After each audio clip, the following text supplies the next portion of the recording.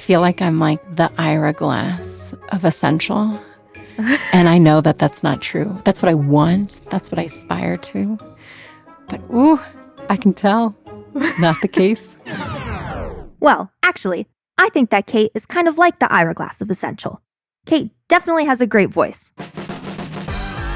Welcome back to another episode of Mastering Retail, a podcast brought to you by digital commerce at Essential.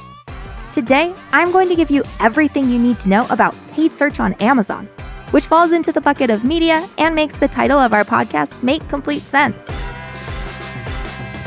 We'll talk sponsored products, sponsored brands, sponsored brand videos, and sponsored display in this episode, along with vacuums, collagen, and the prominence that advertising has in our lives as consumers. My guest today, when she is not the Ira Glass of Essential, is Kate Grubel. I'm an associate media director at Flywheel Digital. I've been here pushing 3.5 years, and I am one of our media team leads. I oversee a number of colleagues who are really focused on helping clients drive top-line sales on large e-commerce sites using paid media. And she is one of the best in the business when it comes to paid search, and luckily for us, we know we have at least one listener for this episode. My mom will gladly listen to this, so. To Kate's mom and all other listeners out there, let me remind you again. My name is Emma Irwin, your host for this series. Up until now, I've specialized on the retail side of our business and have brought you even a retail-focused episode. But I know that understanding media is just as important and is probably something I should do too if I ever want to master retail. In this episode, Kate will walk us through the different elements of paid search. She'll tell us about the different ad units out there, how to set up campaigns, how to measure success, and beyond. We'll close out with her 3 takeaways when it comes to paid search, but you'll want to listen to the whole episode in order to learn how to actually implement these takeaways. But first, before we go full swing media 101, what is the last thing that you purchased on Amazon? I love this question. I'm not a huge Amazon shopper, I think because I spend my time on the site. But looking back, I did make some New Year, New You purchases. So January of 2022. And I bought vitamins. I bought 1-a-day women's gummy vitamins. And yeah, I'm still taking those today. Another question before we go full swing media 101. But we asked this for everyone. And so I'm going to ask the question now, but we'll come back to it at the end. So something that's been on your digital wish list. So this is something that sits in a cart that you are not converting on. And when we get to the end, I will ask you why. But sounds good. We'll get back to it. Sounds like a plan. Okay, I'll noodle on that. And before we dive into paid search, how about we let Kate talk about how she came to be as knowledgeable as she is? It's a great question because when I was in school, what I do today didn't exist. I mean, this is not a media that has been around a long time. So being able to learn in class, that wasn't an option. So when I graduated from my undergrad, I went into consulting and had loved marketing and had done some internships and didn't last long in the consulting world and ended up shifting to shopper marketing. And at the time, this is kind of mid-2010s, shopper marketing was a little bit of a catch-all term that did include a little bit of e-commerce. So I ended up working at large media agencies in New York City, focused a little bit more on display advertising on Amazon and other retailer sites because banner ads did come around before paid search. But as I was doing that in New York City, I actually got to know Flywheel kind of as an agency partner and really came to realize the power and the direct correlation between paid search and driving top-line sales on an e-commerce site. And so from my conversations with Flywheel leadership, I was pretty immediately bought into the power of the media we manage for our clients and ended up making a jump over here in 2019 when the world was quite different. A lot of retailers still didn't have paid search capabilities, but Amazon did. So really got my feet wet on Amazon. And then since then have been able to help us expand to other retailers. Now that we know some more about Kate, let's talk paid search. My simple definition of paid search is any placement you see when you search on Amazon that a vendor or seller paid for. All of the products that show up without ad spend attached to them are considered organic search results. Let's let Kate take it from here. Paid search on Amazon really rolled out initially as a offering in the early 2010s, kind of 2012, I believe, was that time period, 2012 to 2015. And really what I think Amazon realized at the time was Google already had their equivalent of a pay-per-click paid search offering within their search results. And Amazon recognized the power and the opportunity of integrating that concept into search results on their site, which ultimately allows brands to then pay to boost their products to the top of search. And I know a lot of people these days listen to podcasts on the go, but if you're in front of your computer, if you have your phone, how I like to explain what I do to my grandparents is going and picking a search term on Amazon, maybe something that is on that wish list or that you need to stock up on. And if you were to type in dog food today, I think as consumers, we don't always recognize that a lot of the results on page one are monetized. They are pay-per-click ad units.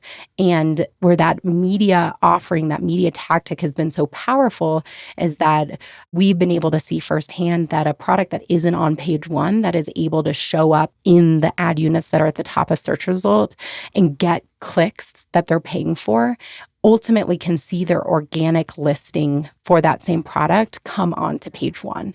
And that'll then generate what we like to call the flywheel effect. And it's an industry term, even though it is also the name of the company I work for, of once you're able to get onto page one, you're able to see just this great benefit to glance views, to ordered revenue, all those top line metrics and in media, specifically Amazon's sponsored products ad unit within their paid search kind of toolkit really has been proven to help boost organic results and then fuel that flywheel of unlocking top line sales.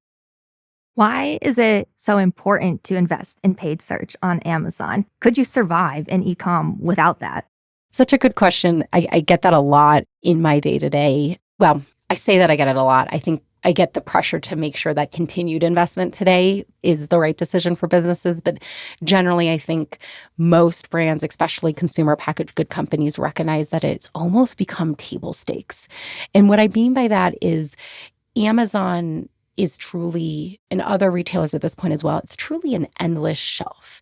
And what I mean by that is if you're on a sales team and you're trying to sell in a new SKU at Walmart, the real hard work is in the upfront of pitching that and securing that shelf space. But then once you're there, you're ideally visible. Maybe you get downgraded a shelf or two and you're at ankle level instead of eye level. But once you get that coveted real estate on the shelf, generally that product is visible and able to then generate sales. On Amazon, because of the marketplace, because of the fact that they have millions of SKUs or ASINs at this point, it's really easy to be hidden. It's really hard to be discovered.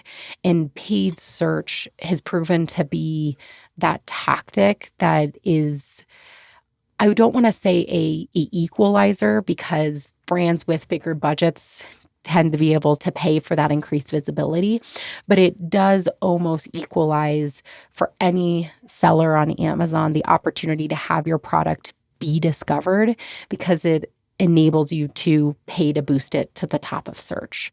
Do you ever kind of think of paid search, specifically kind of sponsored products in general, as kind of cheating to win your way into the consumers' lives? Cheating, I don't think is a way that I've thought about it. And I say that because anyone can invest, but at the end of the day, we got to give credit to consumers for looking at ratings and reviews, reviewing content, and looking at price point and ultimately converting on good products.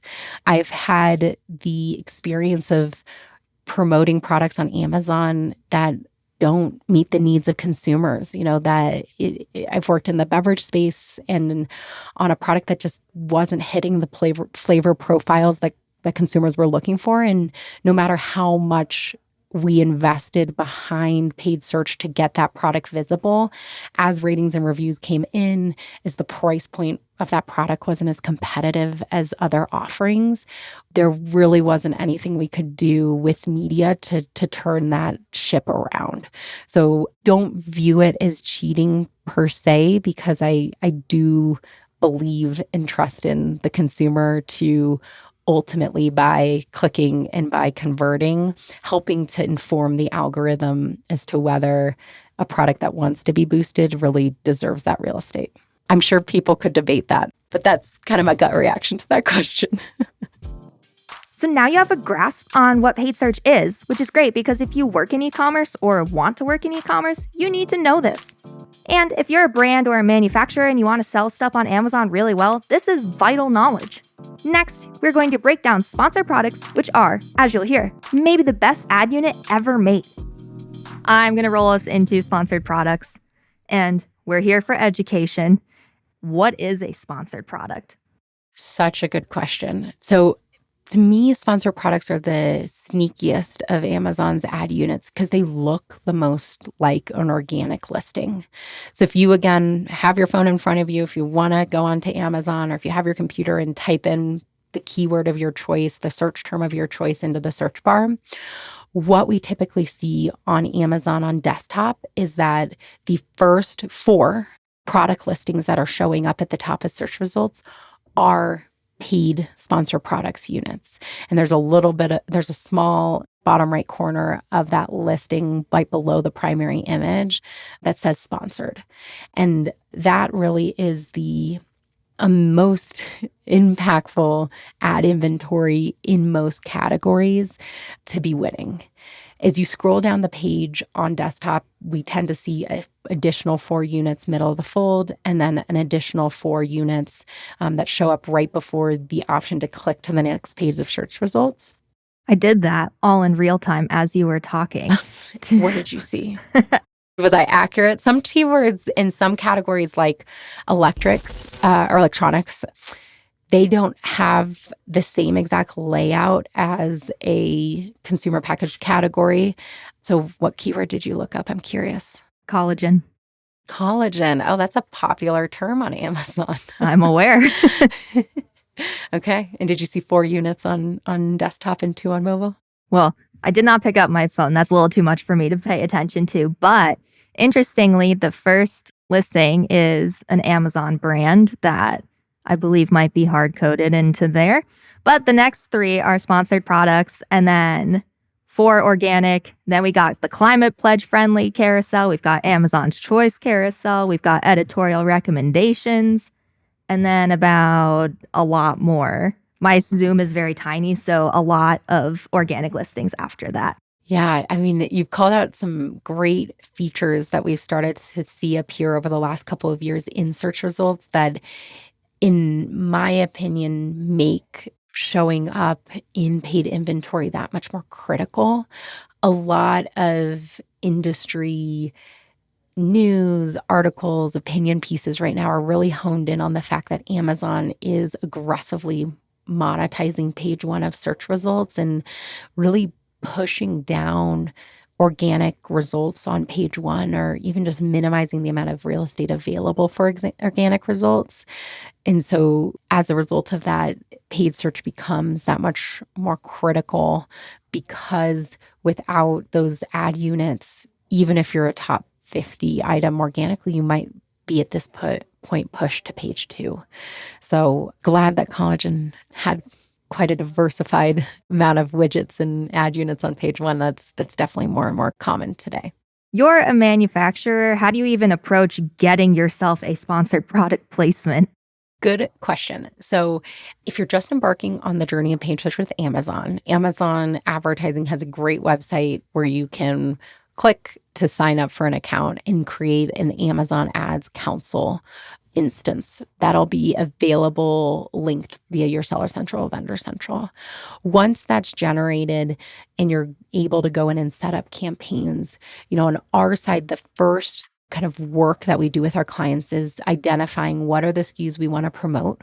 So we look at the category that the client is in, and we look at the top search terms within that category, and we will segment out and group top keywords based on kind of 3 to 4 core buckets. Non-branded terms is a phrase we use to just refer to category search terms that are brand agnostic.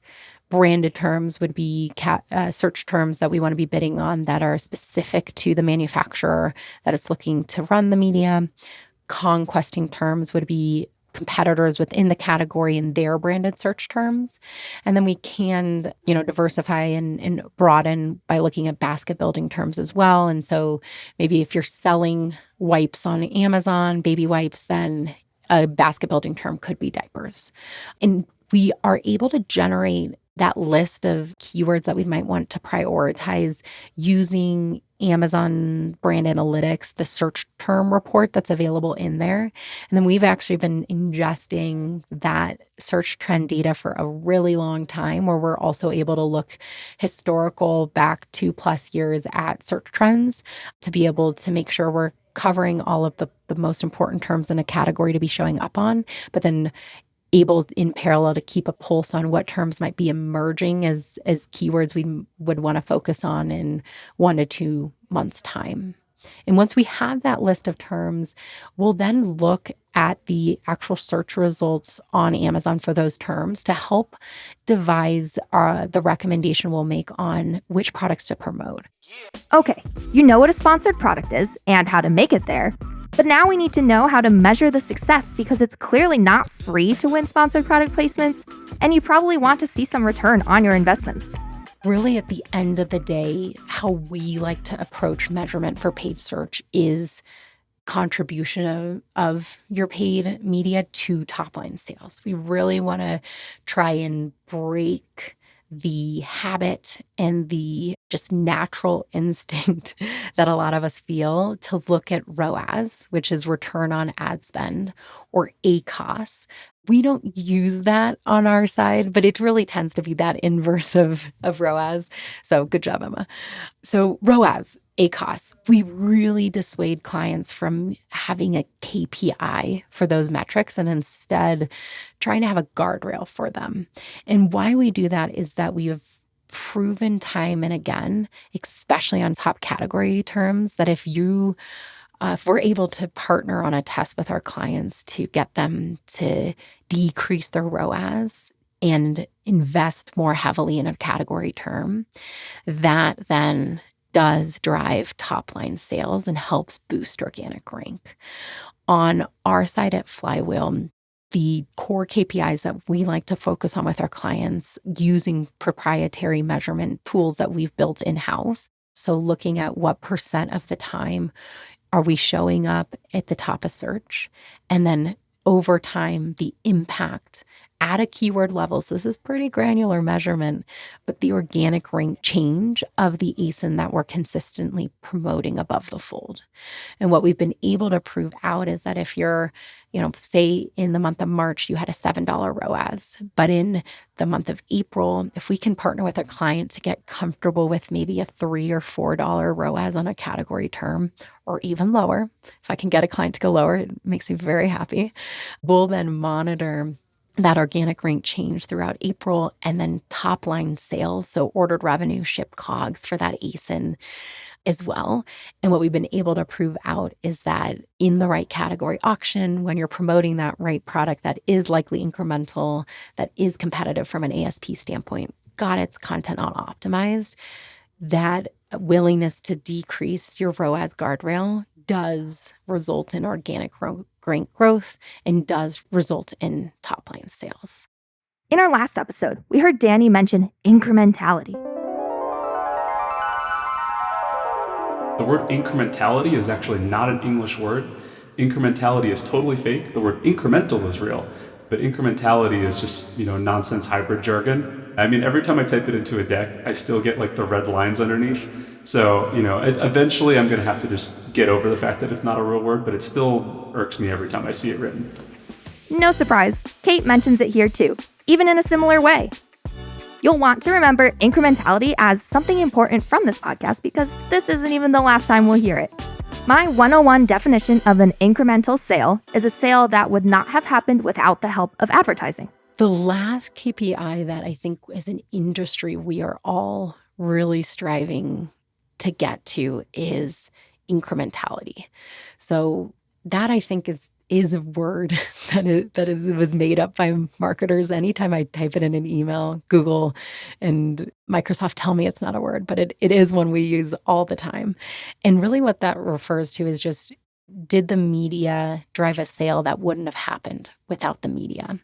We're really trying to crack that nut. And I think as the industry as a whole focuses on that as a KPI, I could see more and more manufacturers getting comfortable shifting away from ROAS and moving towards a incrementality measurement that increases the confidence that your paid media is driving a return, a sale that you wouldn't have otherwise. So now we've covered sponsored product, the golden child of paid search. And before we move on, let's take a small break. Because do you even realize how many great questions I have asked in this interview? Kate did. It's a great question. It's a fantastic question. I love this question. It's a great question. Such a good question. Such a good question. That's a great question. Such a good question. Great question. Good question. Thank you, Kate. I love your answers too.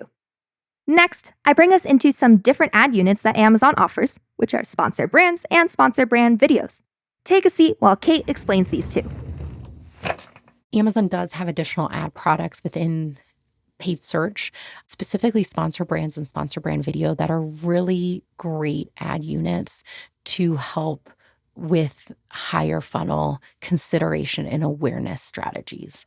So sponsor brands, if we take collagen as a search term again, when you go and look at collagen on Amazon, typing that into the search bar, sponsor brands is really the banner-like ad unit that shows up before you get to the grid of products that are available for sale.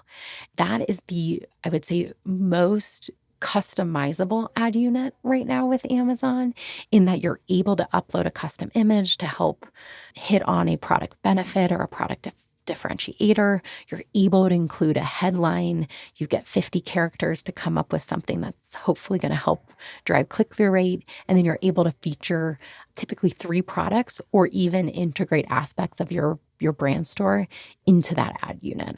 So it's a really great opportunity for just communicating a new product launch, for hitting on a key product differentiator for your brand.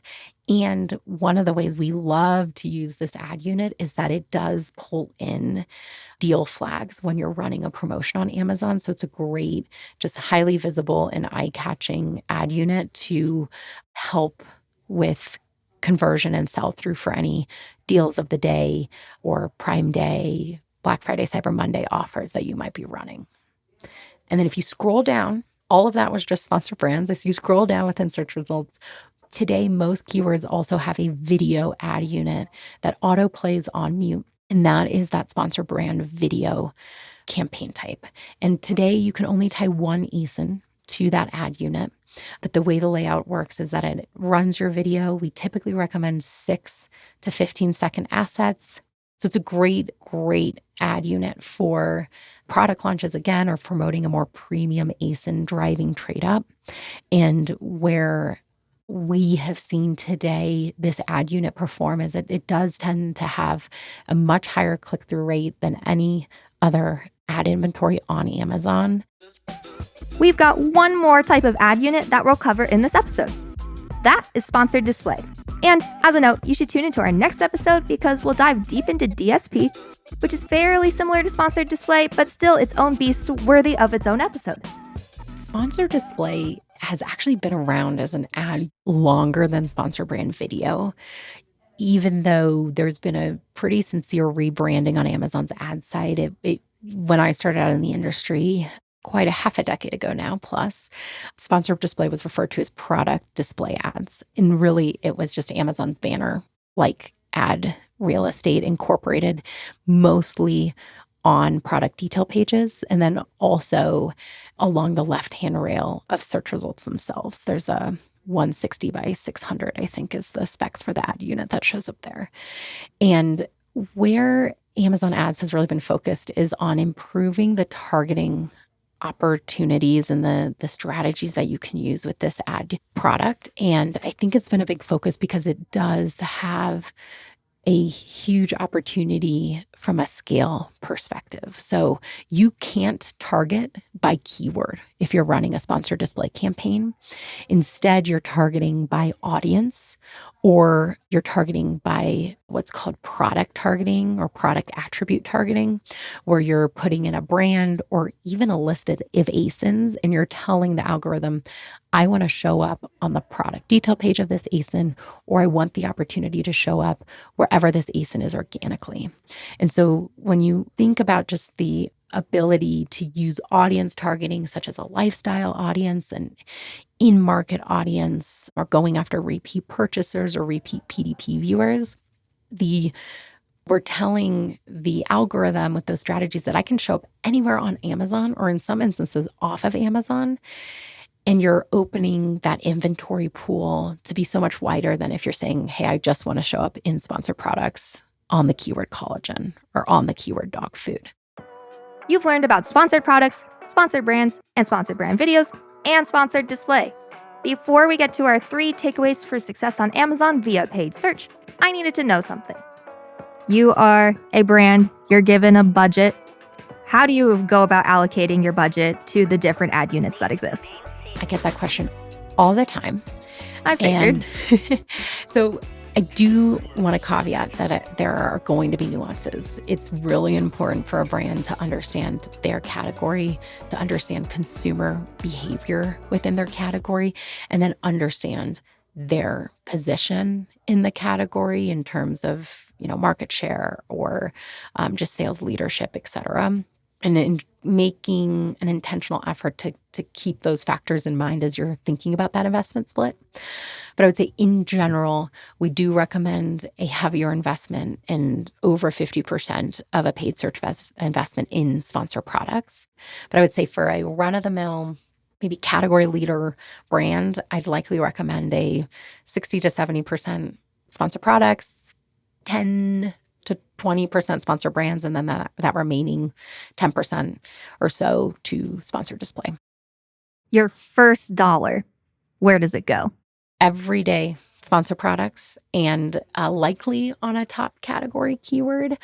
It really would need to come down to just, what do your branded terms look like? Are you getting conquested? Are your less premium products being promoted? Maybe you could look at using that first dollar to drive trade up on your branded terms. But usually it would be sponsored products and then that number one keyword within your category, promoting an item that maybe isn't on page 1 or is below the fold on page 1 organically. And now, the moment you've been waiting for. Kate's 3 major takeaways from this conversation when it comes to paid search. Pull out something to write these down with. Cue number 1. We've emphasized ASIN selection really is critical for the success of your media and the efficiency of the media. So getting your ASIN strategy right by looking at retail health, it should be table stakes. It should be where you're spending a good chunk of your time pre-launch. Cue number 2. As you are actually launching, don't feel the pressure to get every ad unit live and every strategy live at once. We really like to iterate and build on our launch over time with clients, really making sure that we're getting our foundational sponsored product campaigns right first and then building upon that, especially because it can be really easy to write off an ad unit on Amazon if you're too focused on ROAS in the early days. So iterating, testing, and then scaling over time is a huge recommendation we have so that you're not accidentally focusing on one campaign's results from the first few days it's live and writing off that entire ad unit as a result. And cue number 3.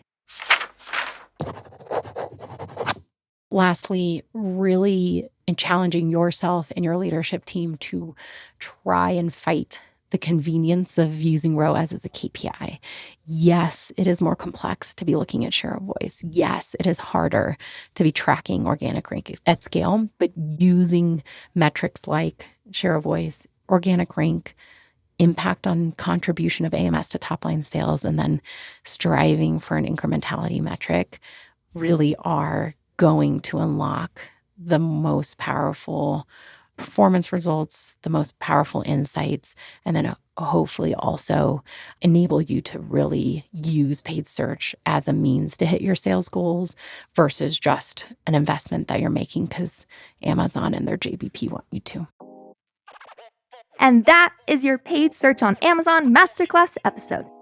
Before I could let Kate go, of course we had to return to her digital wish list.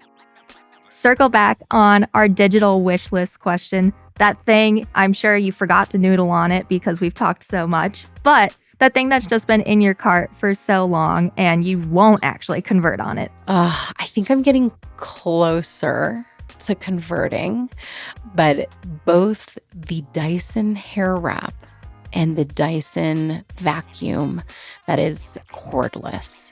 And I say that I'm close to converting, one, because those products sell out quick on Amazon. So I'm not always the first to convert, and I have to wait for it to restock on the air wrap piece. And then I'm actually just about to move into a new apartment, and I'm going to probably treat myself to that Dyson vacuum as my kind of welcoming gift to myself for the move. We live different lives, Kate, because I need a vacuum that has the biggest tank possible because I have to vacuum like 75 times a day because my dog hair fills it up every single time. And I always look at like YouTubers with the little stick Dyson. I would blow up the vacuum with hair so fast, but I appreciate everyone who can actually have that, which leads me to my last thing. We have a theme going of dogs, people's opinions on dogs. You don't have a dog, do you? I don't have a dog. I do not own my home, and it is a very competitive housing market where I live in Colorado. So having a dog does impact the pool of rental units available to me. So I do have every intention to get a dog one day, but until then, I'm going to prioritize getting that Dyson vacuum. Fair. When you visit either Baltimore or Seattle, our offices, do you like live vicariously through the dogs that are in those offices? Does that like bring you joy when you see them? Absolutely. I actually, fun fact, I don't know if you knew this, Emma, but when I interviewed at Flywheel, one of my interviews was walking my interviewer's dog. I thought you were going to say that Todd interviewed you, like you just showed up and it was Todd sitting in a chair. But that doesn't surprise me. Todd was the dog we walked, it's true. I figured, yeah. That is a wrap on this episode of Mastering Retail. But the learning doesn't stop here. We could spend hours, days, years talking about paid search and your strategy going forward, which leads me to telling you to check out all of Essential's digital commerce brands to learn more about our expertise in e-commerce, especially paid search. Reach out to me, too, if you are intrigued and want to learn more about this fascinating development in the history of advertising and to be connected to the other e-commerce wizards that I get to work with every single day. To reach me, your host, you can find me at emma.irwin@essential.com or on LinkedIn. This episode was produced by Klaus Cancel with sound design by Inez Satenji. Tune into the next episode where we cover DSP, which stands for Demand Side Platform, and how to navigate your upper funnel programmatic advertising tactics. That's my job. That's what I'm hired for.